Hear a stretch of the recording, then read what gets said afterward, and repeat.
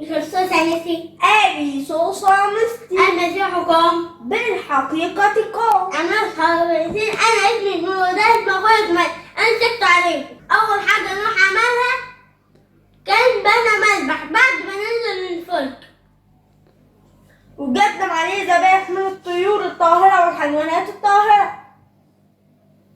فاكرين يا صحابي لما نوح خد من الحيوانات الطاهرة 7 حيوانات ليست طاهرة 2؟ عشان ربنا كان عارف إن نوح هيقدم منها ذبايح وياكل منها. وأول وصية ربنا قالها لنوح بعد ما نزل من الفلك: اثمروا واكسروا واملأوا الأرض.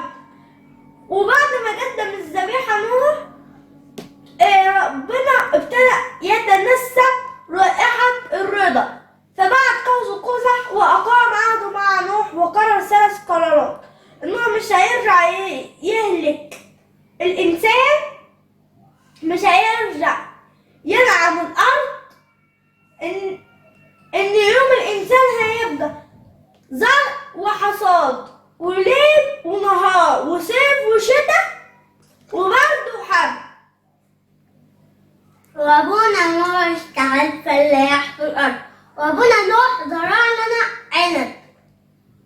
العنب ده مقصود بيه هنا اللي هو عصير اللي هم قبل الطوفان كانوا بيستخدموه في تنقية المياه، ولكن كانوا بيحطوا 3/4 مية على ربع زبيب عشان ينقوا المية من الغبار. وبعد كده في يوم أبونا نوح نسي ومحطش المية فشرب منها فسكر فتعرض جوه الخباء بتاعه اللي هو حاجة شبه الخيمة. ينفع انت يا شنودة تخش على بابا من غير ما تستأذن؟ لا. لكن كنعان دخل على جده من غير ما يستأذن وهو كان طفل صغير، فشاف جده وهو عريان ففضل يتريق عليه، فراح جاب أبوه اللي هو حام، فحام بدل ما يغطي أبوه لا راح جاب لإخواته الاتنين اللي هما سام ويافس، فقال له خشوا خيمة باباكم أبوكم عريان.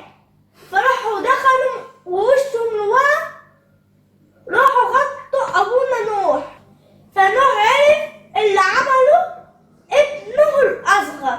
هنا ما كانش يقصد بيه يافس، كان قصد بيه حفيده اللي هو كنعان، فزعل خالص من كنعان وزعل من حام وتنبأ باللعنة بتاعت كنعان ان هو هيبقى عبد العبيد يقول لإخوته.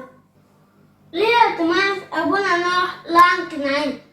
لأن ربنا كان مبارك أبونا نوح وسام وحام ويافس، ما كانش ينفع نوح يلعن حام وربنا مباركه، وتنبأ باللعنة بتاعت كنعان ان هو هيبقى عبد العبيد يقول لإخوته، ما كانش ينفع نوح يلعن حام فكده هتبقى تلك الأرض ملعونة. فراح تنبأ باللعنة بتاعت كنعان لأن هو السبب في غلطة أبوه. وعاش نوح بعد الطوفان 350 سنة. فكده بقت أيام نوح اللي عاش بعد الطوفان 350 زي ما شنودة قال لكم، لكن أيامه